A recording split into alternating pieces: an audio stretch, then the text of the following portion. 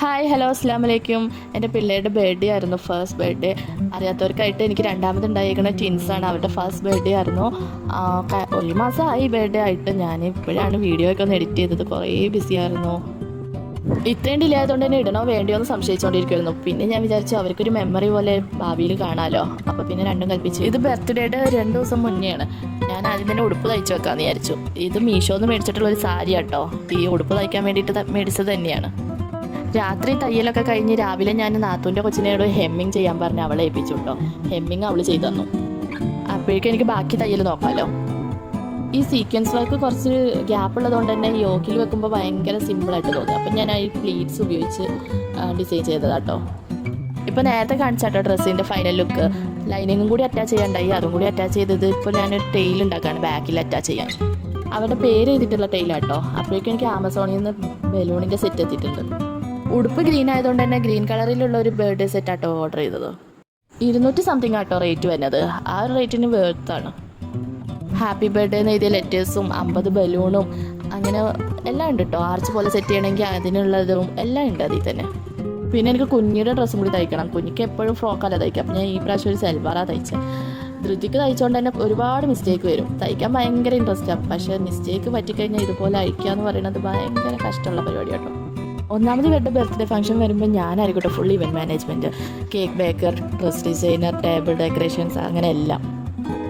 അതും ഈ 3 പിള്ളേരെയും വെച്ച് ചെയ്യുമ്പോൾ ചിലപ്പോൾ ഒന്നിനും സമയം കിട്ടില്ല കേട്ടോ. അതുകൊണ്ട് നാത്തൂൻ്റെ കൊച്ചിനോട് ഞാൻ വരാൻ പറഞ്ഞതാണ്, എന്നെ ഒന്ന് ഹെൽപ്പ് ചെയ്യാൻ വേണ്ടിയിട്ട്. അവൾക്ക് ഇഷ്ടമാട്ടോ എൻ്റെ കൂടെ ഇങ്ങനെ താല്പര്യത്തിൽ പരിപാടിയൊക്കെ ചെയ്യാൻ. അല്ലെങ്കിലും ആവശ്യ സമയത്ത് ഒരു സാധനം കാണില്ല എന്ന് പറഞ്ഞു കേട്ടിട്ടില്ലേ, അതുപോലെ ആയിരുന്നു കേട്ടോ. എൻ്റെ കേക്ക് ടീനെ ഞാൻ ഇവിടെ മൊത്തം അന്വേഷിച്ചു, പക്ഷെ കണ്ടില്ല. എൻ്റെ വീട്ടിൽ അന്വേഷിച്ചു, അവിടെ ഇല്ല. നാത്തൂൻ്റെ വീട്ടിൽ അന്വേഷിച്ചു, അവിടെ ഇല്ല. അങ്ങനെ പിന്നെ കിട്ടിയ പാത്രത്തിൽ ഞാൻ അങ്ങോട്ട് അഡ്ജസ്റ്റ് ചെയ്തു. ഇത്രയൊക്കെ കേൾക്കുമ്പോൾ നിങ്ങൾ വിചാരിക്കും ഇതൊന്നും വലിയ പരിപാടിയാണെന്ന്. അല്ല കേട്ടോ, ഞങ്ങളും എൻ്റെ വീട്ടുകാരും ഇക്കാടെ പെങ്ങളും പിള്ളേരും അത്രയുള്ളൊരു ചെറിയ ഫംഗ്ഷനാട്ടോ. എന്നിട്ടാണ് എനിക്ക് ഇത്ര സ്ട്രെസ്. ബാക്കിൽ അറ്റാച്ച് ചെയ്യാനുള്ള അതാണ് കേട്ടോ ഇത്. അത് ഞാൻ ഐഡിയാസൊക്കെ പറഞ്ഞു കൊടുത്ത് നാത്തൂൻ്റെ കൊച്ച് ചെയ്യുക കേട്ടോ. 2 പേരുടെ പേര് എഴുതി അതിൽ സിൽക്ക് ഒട്ടിക്കുക. സംഭവം ഞാനിത് ആദ്യമായിട്ടാണ് പരീക്ഷിക്കണേ. യൂട്യൂബിൽ റെഫറൻസ് നോക്കിയപ്പോൾ ആരുടെ ഇല്ല. പിന്നെ ഞാൻ എൻ്റെ ഒരു ഐഡിയ വെച്ച് അങ്ങോട്ട് ചെയ്തു. സംഭവം അടിപൊളിയായിട്ടില്ലെങ്കിലും അഡ്ജസ്റ്റ് ചെയ്യാം.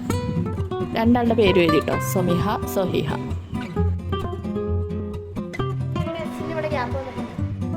2 പേരുണ്ടല്ലോ, അതുകൊണ്ട് തന്നെ 2 കേക്ക് ഉണ്ടാക്കാമെന്ന് വിചാരിച്ചു. ഒരു വനിലയും ഒരു ചോക്ലേറ്റും. ഞങ്ങൾ ഫംഗ്ഷൻ വെക്കാമെന്ന് വിചാരിച്ചിരിക്കുന്നത് ഞായറാഴ്ച കേട്ടോ. ഇതിപ്പോൾ ഞാൻ വെള്ളിയാഴ്ച രാത്രിയാണ് ഈ കേക്കൊക്കെ ബേക്ക് ചെയ്ത് വെക്കുന്നത്. അങ്ങനെയാണെങ്കിൽ ശനിയാഴ്ച എടുത്ത് ഡെക്കറേഷൻ ചെയ്താൽ മതിയല്ലോ. ഇത് പിന്നെ ശനിയാഴ്ച കേട്ടോ. കേക്ക് വെക്കാനുള്ള ഒരു സ്റ്റാൻഡ് വേണം. അതാട്ടോ ഞാൻ അവളെ കൊണ്ട് ഉണ്ടാക്കിക്കുന്നത്. കേക്ക് 2 ഫ്രോസ്റ്റ് ചെയ്ത് വെച്ചു കേട്ടോ. പിന്നെ ബലൂണ് വീർപ്പിക്കാൻ ഹസ്ബൻഡ് പുതിയ ടെക്നിക്ക് കണ്ടെത്തി. ഇത് ആദ്യമേ അറിയണവരുണ്ടാവും കേട്ടോ. ഞാൻ ആദ്യമായിട്ടൊക്കെ കണ്ടതുകൊണ്ട് ഞാൻ അങ്ങനെ പറഞ്ഞു. ഇതൊക്കെ ഞായറാഴ്ച രാവിലെ കേട്ടോ.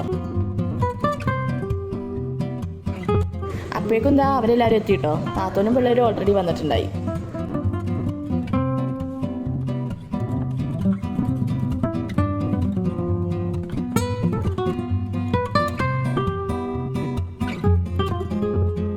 പിന്നെ സമയം കളയാനുണ്ടായില്ല. ഞങ്ങൾ വേഗം ഡെക്കറേഷനിലേക്ക് നോക്കിയിട്ടോ.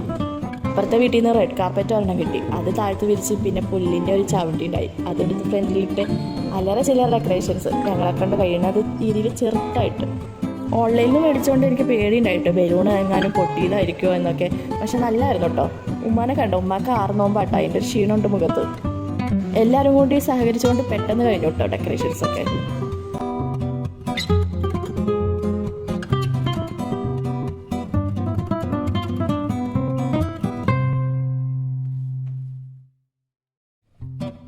എല്ലാം റെഡിയായി. ഇതേ ബർത്ത്ഡേ ഗേൾസ് ഇതുവരെ റെഡി ആയിട്ടില്ല കേട്ടോ.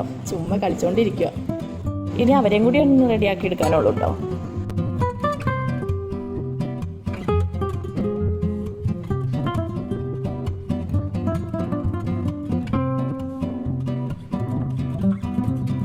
ഇതാട്ടോ നമ്മൾ തയ്ച്ച ഡ്രസ്സ്. സമയമില്ലാത്തതുകൊണ്ട് ഞാൻ പെട്ടെന്ന് തട്ടിക്കൂട്ടിയതാണ്. അത്രയ്ക്കും ഡെക്കറേഷൻസും പരിപാടികളും ഒന്നും നടത്തിയിട്ടില്ല കേട്ടോ നമ്മുടെ ഡ്രസ്സിൽ. ഇവരെ ഞങ്ങൾക്ക് പെട്ടെന്നൊന്നും തിരിച്ചറിയില്ല കേട്ടോ. അച്ചടും അമ്പടും എന്നാണ് അവർ വീട്ടിൽ വിളിക്കുന്നത്. പക്ഷെ അത് ആരാ ഏതാണെന്നൊന്നും ആർക്കും മനസ്സിലാവില്ല പെട്ടെന്ന്. അപ്പം ഞാനിപ്പോൾ ഒരു ഗെയിം കളിച്ചിട്ടുണ്ടായി. അച്ചടും ഏതാ അമ്പടും ഏതാന്നൊക്കെ ചോദിച്ച്. അപ്പം ജയിച്ചവരുടെ ആഹ്ലാദ പ്രകടനങ്ങളാട്ടോ ഇപ്പോൾ കണ്ടത്. ഇങ്ങനത്തെ ഡ്രസ്സ് പിള്ളേർക്ക് അത്ര കംഫർട്ടല്ലല്ലോ. അതുകൊണ്ട് ഞങ്ങൾ പെട്ടെന്ന് തന്നെ ഇത് പരിപാടിയൊക്കെ ഒന്ന് കഴിക്കാമെന്ന് വിചാരിച്ചു. കാരണം എപ്പോഴാണ് അവർ അലമ്പാക്കുക എന്നറിയില്ല.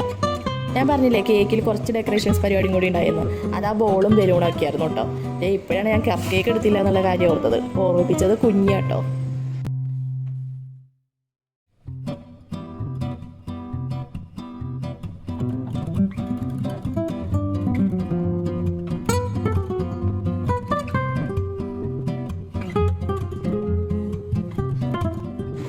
ഇത്രയും പേരുടെ ഒരു ചെറിയ പരിപാടിയായിരുന്നു കേട്ടോ.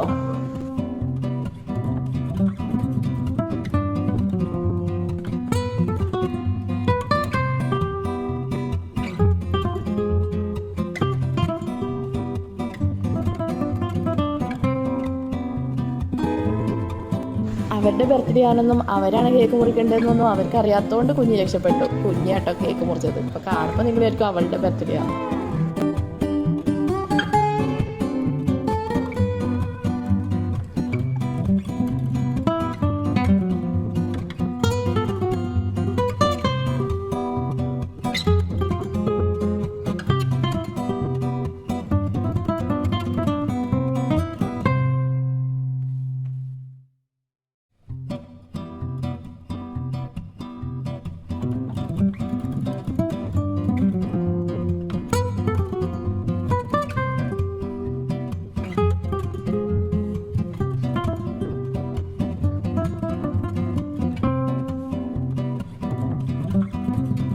ഇത് പുറകെ കാണുന്ന ആ വീട്ടിലെ കൊച്ചാട്ടോ. ഈ ഏരിയയിൽ ഇവരുടെ ഏക ടൈം പാസ് ഇവളാണ്. ഇവള് വന്ന് എടുത്തുകൊണ്ട് പോവുക ചെയ്യും കേട്ടോ. പിന്നെ കുറേ നടക്കാനൊക്കെ കൊണ്ടുപോകും.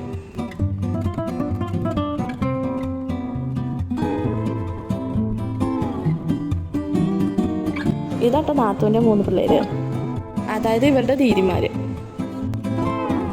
പിന്നെ അതാ ഇപ്പം കാണുന്നത് ഇരട്ടകൾ മറ്റൊരു ഇരട്ടകൾക്ക് സമ്മാനം കൊടുക്കണം കേട്ടോ. ഞങ്ങളത് പറഞ്ഞ് അവിടെ നിന്ന് കളിയാക്കുമായിരുന്നു. ഈ ഒരു പെട്ടി ഉമ്മ കൊടുത്തപ്പോൾ തൊട്ട് കുഞ്ഞിയുടെ കണ്ണെതിലാട്ടോ. ഇതിലെന്താണെന്ന് അറിയാനുള്ള ഒരു ക്യൂരിയോസിറ്റി. ഇനി അഥവാ കളിക്കാനുള്ള എന്തെങ്കിലും ആണെങ്കിൽ അവൾക്കെടുത്ത് കളിക്കാമല്ലോ എന്നോർത്തിട്ടോ കേട്ടോ. ഞങ്ങളെക്കാളും ഇൻട്രസ്റ്റ് അവൾക്കായിരുന്നു കേട്ടോ പൊട്ടിക്കാൻ. ഇതൊന്ന് പൊട്ടിക്കാവോ എന്ന് ചോദിച്ച് പുറമൊക്കെ നടക്കുമായിരുന്നു.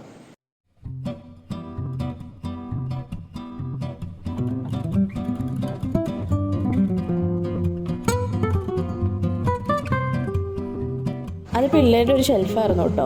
നല്ല ഉപകാരിയാട്ടോ ഇത്. കുഞ്ഞിക്കും ഉണ്ടായി ചെറുപ്പത്തിൽ. അസംബിൾ ചെയ്തിട്ടില്ല കേട്ടോ, നമ്മൾ തന്നെ അസംബിൾ ചെയ്യണം. പിന്നെ അതാ പരിപാടിയെല്ലാം കഴിഞ്ഞപ്പോൾ പിള്ളേരുടെ ബലൂൺ പൊട്ടിക്കൽ മത്സരം കേട്ടോ.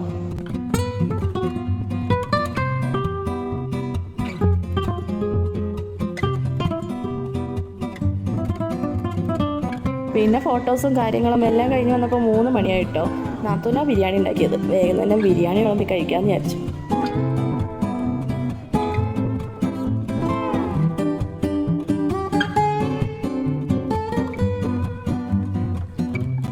പായസം റെഡി ആവുന്നേ ഉള്ളൂ കേട്ടോ. സേമിയ പായസമാണേ. അത് നാത്തൂൻ്റെ മൂത്ത കൊച്ച ഉണ്ടാക്കിയത്.